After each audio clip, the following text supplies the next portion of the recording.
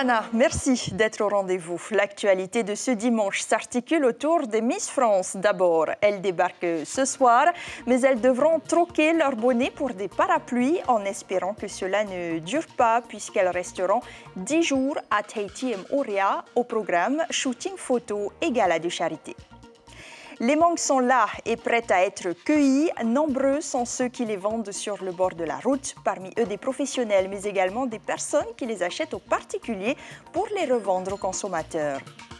Au chapitre sportif, la Feria Carrefour a rassemblé 210 participants, mais une seule première marche est disponible sur le podium et elle a été décrochée par Teva Poulain et à Rikitea. Les jeunes rameurs de Lille avaient rendez-vous pour la deuxième édition de la Kamia Race, une compétition de V1 et V6, mais aussi de Kumiranga Kamia. Vous saurez tout dans notre page sportive avec David Chang. À la fois artiste et technicienne, elle est née de génie et conçoit des fragrances à succès. Dans ce journal, on vous dresse le portrait d'un maître parfumeur. Elle s'appelle Loveina et fabrique des parfums sur mesure. Notre rubrique de fin de semaine nous ramène en 1989. Cette année-là, le prix d'une place de cinéma a été revalorisé. Comptez 700 francs pour regarder un film en salle, une dépense qui pesait lourd déjà dans le portefeuille. Après l'île Maurice et la Californie, c'est donc en Polynésie, et ce pour la deuxième fois, que les candidates à Miss France se prépareront pour l'élection. Les 30 prétendantes arrivent ce soir avant de défiler demain matin à la présidence. Elles participeront également à un dîner caritatif qui réunira plus de 300 personnes mardi soir. Thierry Stemfleur et Jacques Damour. Avant leur arrivée ce soir, les 30 candidates auront eu l'occasion d'enlever les bonnets et autres cache-nez qu'elles portaient au départ à Paris en raison d'un froid piquant. C'est un retour aux sources pour notre belle Maï. Heureuse ? On va prendre un petit peu le soleil, promis, on vous en envoie plein. Ciao ! Dans l'hôtel de Faa qui doit les accueillir, c'est le calme avant la tempête et l'arrivée cette nuit d'une délégation de 75 personnes. Les 30 Miss régionales et plusieurs anciennes Miss Tahiti participeront aussi à un dîner caritatif au profit des marraines qui soutiennent financièrement 2 foyers de jeunes filles en difficulté à Paea et Mahina. Pour les marraines qui organisaient leur salon annuel ce week-end, c'est un coup de pouce inespéré à l'occasion des 20 ans de l'association. Je dois revenir sur l'idée de ce dîner de gala qui revient à la présidente du comité Miss France qui m'a proposé cet événement lors de l'élection de Miss Tahiti. Et comme elle a une association en France, elle a pensé qu'on pouvait faire aussi un dîner. Elle a été sensible à cette cause et du coup, effectivement, ça nous fait des recettes supplémentaires grâce à l'hôtel qui nous reverse une bonne participation sur chaque couvert.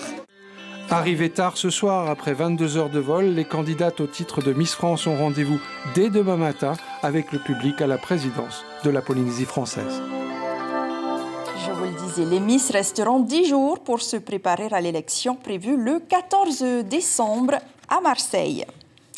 Un sujet plus terre-à-terre à présent. À J-3 de l'ouverture de la saison d'abondance, les mangues, elles, ont déjà fait leur retour depuis des semaines. C'est donc une période faste pour les professionnels et les familles qui trouvent dans la vente de ces fruits un complément de revenus. Certains arrivent même à en vendre plus de 300 kilos par mois. Le reportage de Souliane Favnek et Hubert Yao. Meitere a de l'or dans son jardin. Alors tous les jours, elle prend soin de ramasser les mangues pour les vendre au bord de la route. En ce moment, elle a de quoi faire, on est en pleine saison. Pourtant, certains clients viennent même de Punaouia pour acheter ces mangues. Ils ont dit que mes mangues sont meilleures et puis sont sucrées, sont coupées un peu partout, mais ce n'était pas le même goût. Son secret, ces mangues sont bien sûr naturelles, mais ce qui fait vraiment la différence, c'est la manière de les cueillir. Il faut faire attention parce qu'on ne peut pas cueillir vert tout à fait, il faut attendre que ça soit un peu jaune, là oui tu peux cueillir. Parce que sinon, si c'est vert, c'est pas bon à manger.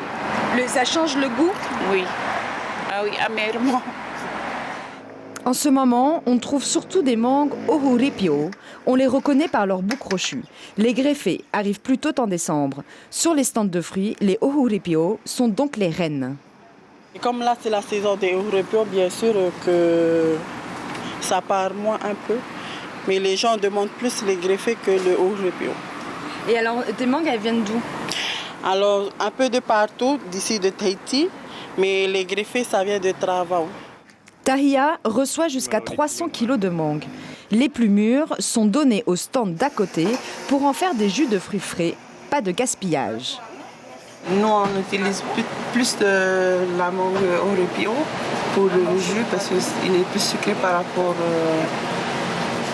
à mon carotte et griffe. D'autres variétés de mangue existent, mais elles sont beaucoup plus rares. Hugo est l'un des seuls de l'île à vendre des mangues Mamaruau. Elles viennent des îles sous le vent. Cette variété de mangue, c'est une variété qui vient des îles de Huene et ça s'appelle Hui Mamaruau. Dans notre langue, mangue gromée. Au niveau du goût, elle est délicieuse, un peu fibreuse, mais sinon cette variété, elle est très rare. La saison des mangues dure jusqu'en décembre. Il faut donc en profiter avant de laisser place à la disette jusqu'en juillet. Et n'oubliez pas que la cérémonie d'ouverture de Matar Inya se tiendra mercredi soir au coucher du soleil à l'embouchure de la rivière de la Papen'o, Vaituoru. Elle est ouverte à tous. Au plan environnemental, le compostage est une solution pour réduire drastiquement nos déchets. Tout le monde le sait, mais peu l'utilisent. Alors l'ADEME et la Fédération des associations de protection de l'environnement organisent des ateliers pour vanter ses mérites dans le cadre de la Semaine européenne de réduction des déchets. Nicolas Suire et Christian Dezo. Un atelier de compostage à l'entrée de cet hypermarché a attiré bien du monde ce matin. On a besoin des légumes parce que déjà que pour envoyer par bateau les choux, salades, ça arrive chez moi, c'est pas très joli. Hein? Voilà, pas très joli. Alors on a pensé planter nous-mêmes. Voilà, d'où vient l'idée de savoir faire le compost. Pour optimiser le compostage, il y a des règles à respecter et une petite astuce. Ce qu'il faut faire, c'est de mettre 50% de déchets secs et des déchets humides, c'est-à-dire des feuilles, des vertes, des épluchures. Et par couche. Et par couche, c'est important. Le compostage est à l'honneur car la Semaine européenne de réduction des déchets a débuté. 62% du volume de nos bacs gris, ce sont des biodéchets, donc ce sont des déchets qu'on peut composter. Alors plutôt que de faire collecter par les camions poubelles et la collectivité ces déchets pour être enfouis à Paihoro, eh ben, on peut chez soi, tout le monde peut réduire ses déchets et s'occuper de ses propres déchets, les déchets qu'on produit dans son jardin en compostant. Si le maître composteur a reçu de nombreux visiteurs, c'est tout simplement parce que la population se sent concernée par la problématique des déchets. Vous avez vu tout ce qui nous entoure? Je pense que ça suffit, c'est alarmant.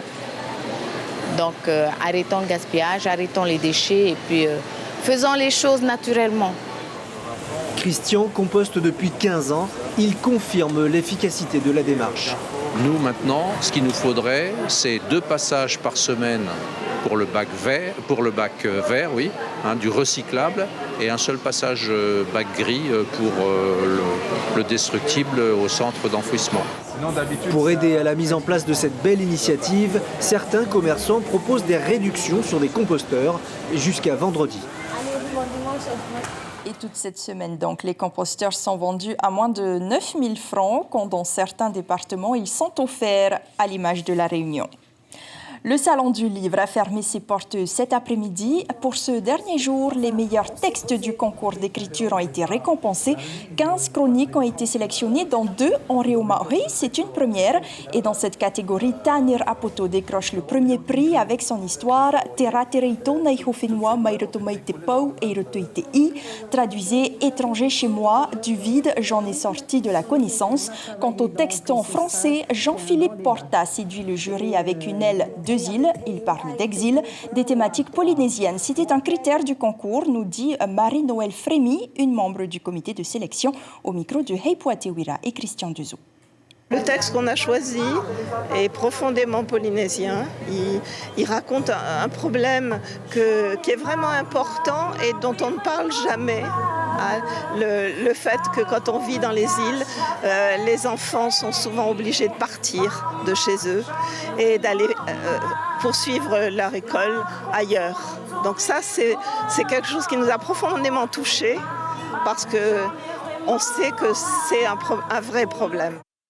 Le Salon du Livre se tiendra prochainement à Ayatia du 20 au 23 novembre à la mairie d'Outuroa. Place à l'actualité sportive maintenant avec David Chang.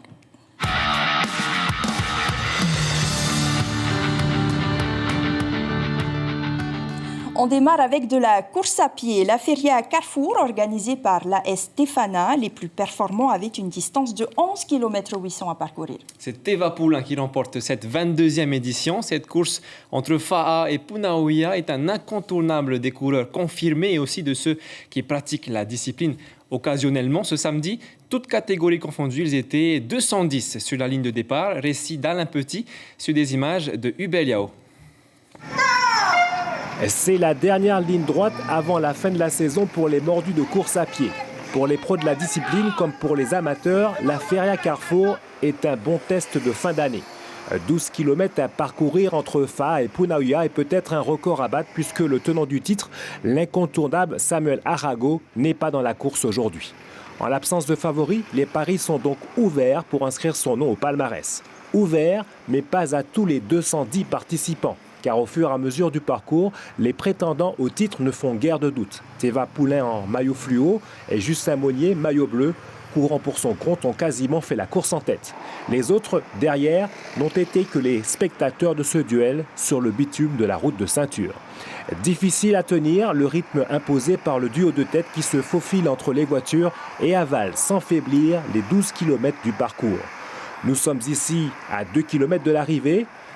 À la mairie de Punaouia, les jeux sont presque faits. À la sortie de la passerelle, Poulain ne ménage pas sa monture pour finir en 44 minutes et 0,3 secondes.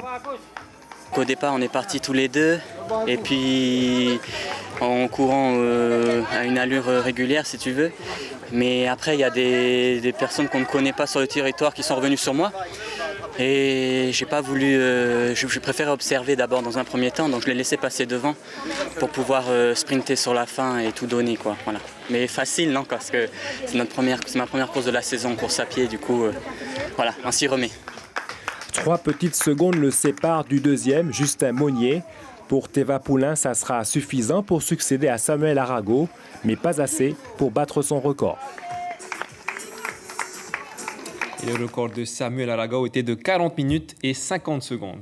On prend la mer à Rikitea. Une cinquantaine de rameurs se sont alignés sur le plan d'eau à Teopapa pour la 2e édition de la Kamia Race. Au programme, des courses de vitesse et d'endurance en V1 et V6 pour hommes et femmes. Et aussi le Kumeranga Kamia, une épreuve de tir à la corde où 2 pirogues partent à l'opposé l'une de l'autre. L'objectif du comité est de développer la discipline car elle peine à se pérenniser dans cet archipel éloigné. Leur prochain projet, trouver des fonds pour faire partir une équipe au prochain Hawaii Kinui. On écoute ces quelques réactions recueillies par Heifara Schwartz. C'était super. Amazing. C'était super. Et puis c'était dur quand même. Magnifique, même si malgré le mauvais temps, on a réussi à faire bouger du monde. C'est que bénéfique pour la rame aujourd'hui. On reste dans les îles à Ayatea où le tournoi de pétanque des Raromat Ei s'est terminé aujourd'hui. Les Raromat Ei défendaient leurs îles ce week-end. Seul Ta'a n'a pas répondu présent. Au programme, 3 jours de compétition. Vendredi, en individuel, Ayatea en rouge a remporté la médaille d'or chez les hommes et Bora Bora chez les femmes. Enfin, en triplette, hier, c'est Bora Bora qui a remporté la médaille d'or et la médaille d'argent. Notez cette information également qui nous vient de Hawaï. Oneil Massin s'est incliné au 3e tour de la du Hawaiian Pro il y a quelques heures sur le spot de Halewa au North Shore. On rappelle qu'il avait fini 2e du HIC Pro l'an dernier sur le spot de Sunset Beach. Et enfin du football, vous l'avez tous suivi sur nos antennes, la défaite de l'AS Vénus face au Racing Besançon avec un score de 4-1. C'était une rencontre difficile et frustrante pour les joueurs de Mahina. Ils n'ont pas trouvé le moyen de s'exprimer comme à leur habitude. Le résumé de Inacio Raveino et Tawarili. Un peu trop précipité. Il a un duel, attention à la passe en retrait. C'est ce but qui va changer la physionomie du match. Un but de Mehdi Boudira sur une mauvaise passe en retrait de Marama Amaou. Les Byzantins prennent désormais le contrôle de ce match de 7e tour de Coupe de France. Ceux-ci vont même répliquer par l'intermédiaire de Guillaume Audru. Jamais laisser centrer. Et c'est sur coup de pied arrêté que les Tahitiens vont marquer à la 63e minute. Un but pour l'honneur marqué par Kevin Bard. Joli but de la SC Vénus. Très mal défendu. On a perdu un peu trop de ballons à mon goût, surtout les premiers ballons. Donc on sait très bien que quand tu perds le ballon derrière, c'est toi qui cours. Et puis on voit qu'on termine un peu essoufflé. Physiquement, c'est compliqué. C'est parce qu'on a trop couru. Mais si on avait mis les opportunités, ça aurait été autre chose. A pointer du doigt aussi le manque de réalisme des joueurs de Mahina à l'image de cette frappe trop croisée de Potin-Poma ou encore cette demi-volée de Tahiti Kek. C'est limite, hein, franchement. Ils ont vraiment été valeureux avec beaucoup de courage, beaucoup d'abnégation sur la première mi-temps. Après, on a marqué rapidement en deuxième mi-temps. On a fait le break, donc ça devient un petit peu plus difficile peut-être physiquement sur la durée du match. Puis nous, la chaleur a diminué en deuxième mi-temps, donc ça a été un peu plus facile pour nous. Mais on est très, très heureux de cette qualification. On va continuer l'aventure, mais il faut féliciter le club de Vénus qui s'est bien battu et qui nous a bien accueillis. Après un peu plus de 95 minutes de jeu, le Racing Besançon l'emporte par 4 buts à 1. Direction le 8e tour pour les Aigles Rouges, non sans avoir montré du respect pour les joueurs de l'AS Vénus. Cette équipe de Mahina, l'AS Vénus. Voilà, c'est tout pour le sport ce week-end. La semaine prochaine, je serai de retour avec ce rendez-vous populaire de course à pied, la ATN Urban Run. Il y aura aussi du Va'a Holopuni. À la semaine prochaine. Merci David. Bonne semaine sportive et à samedi.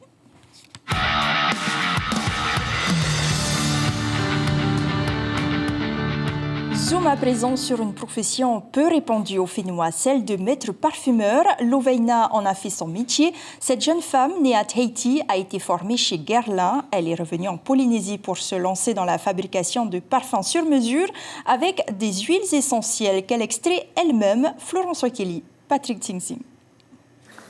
Pour Loveina, la fabrication d'un parfum commence souvent sur un sentier de randonnée. On va crapahuter un petit peu dans toutes les vallées et on va chercher toutes les plantes qui ont un intérêt olfactif et des fois il faut marcher loin. Aujourd'hui, la jeune femme ne recherche pas des fleurs de goyavier, mais du meire, une fougère qui sent l'amande, et c'est sous les arbres dans les zones humides que son mari David va en dénicher. Pour la cueillette, c'est d'ailleurs lui qui s'y colle. On a une belle taille, on va laisser le rhizome, on va juste couper la fronde. Voilà. Alors, qu'est-ce que tu as trouvé? Bonne récolte alors? Ouais, très bonne récolte. Donc on va faire le parfum alors? C'est parti, on va faire l'extraction.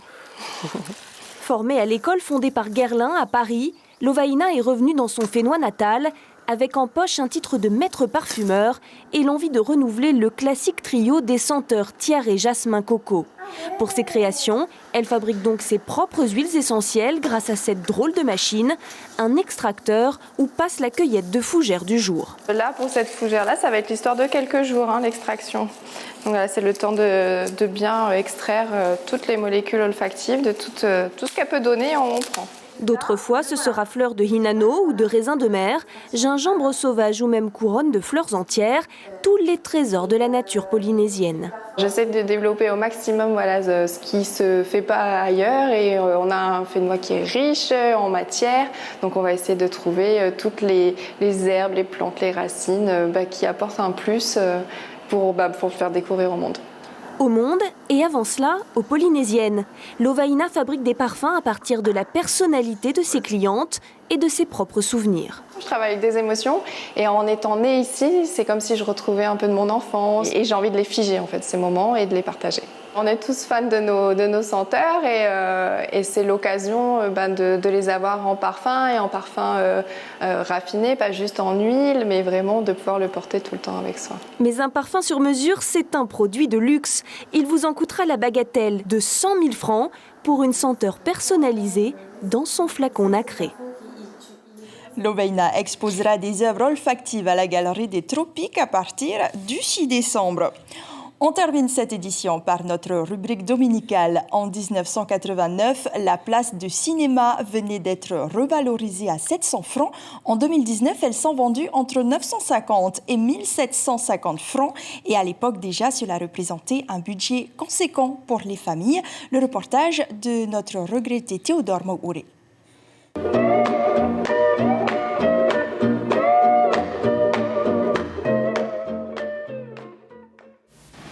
Suite aux résultats produits par les associés, affichant des pertes durant les 5 dernières années, la direction de la société Pacific Film a pris la décision d'augmenter le tarif des billets d'entrée à 700 francs.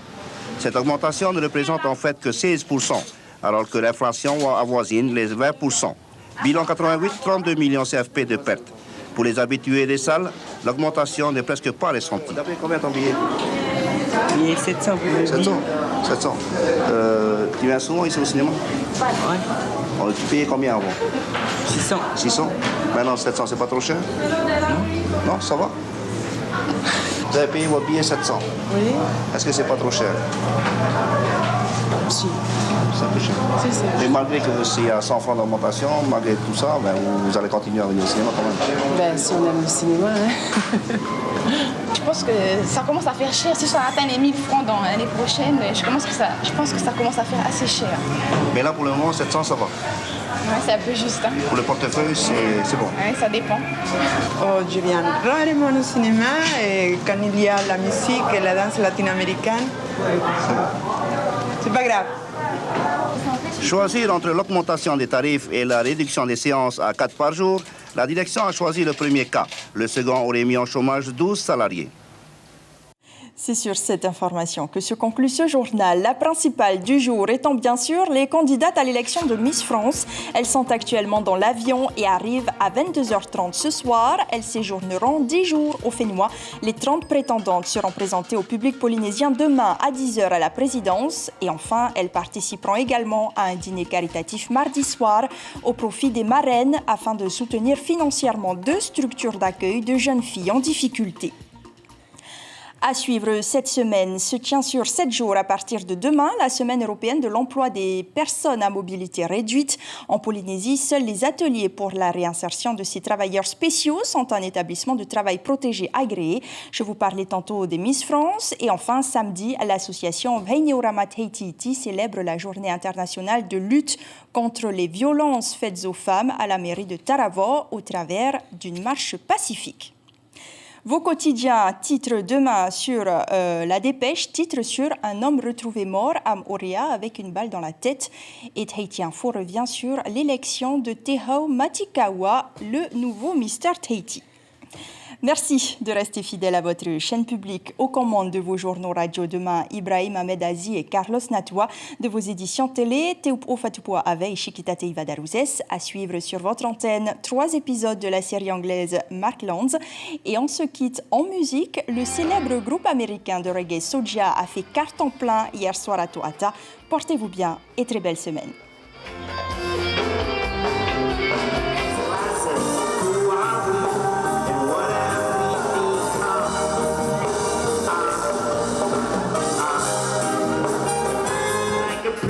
Who only respects Sunday morning, not Saturday night. That's how this soldier can come to reflect. True love is more than the man and white. I need you now, baby, you know what you mean. Retrouvez notre journal en replay sur notre site internet. Let you down, then it goes Republican, the same old game. Democrat, same fucking. Retrouvez ce programme en replay sur notre site internet.